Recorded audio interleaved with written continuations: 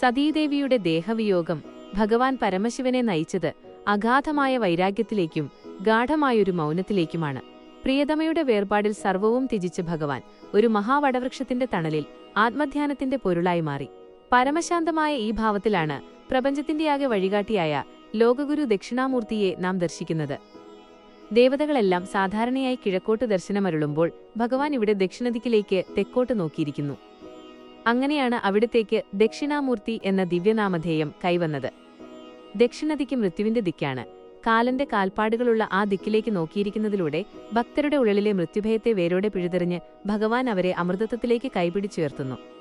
ഭഗവാന്റെ തിരുസ്വരൂപം തന്നെ അനശ്വരമായൊരു പ്രപഞ്ചസത്യത്തിന്റെ നേർക്കാഴ്ചയാണ്.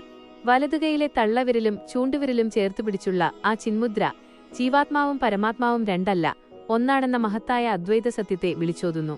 ഭഗവാന്റെ തൃപ്പാദങ്ങൾക്കടിയിൽ അമർന്നുപോയ മുയലകൻ എന്ന രാക്ഷസരൂപമാകട്ടെ മനുഷ്യന്റെ അഹങ്കാരത്തിന്റെയും അജ്ഞാനത്തിന്റെയും പ്രതീകമാണ്. അഹങ്കാരം അസ്തമിക്കുന്നിടത്തു മാത്രമേ പരമമായ ജ്ഞാനം ഉദയം ചെയ്യുകയുള്ളൂ എന്ന കാലാതീതമായ പാഠമാണ് ഈ രൂപം നമുക്ക് നൽകുന്നത്.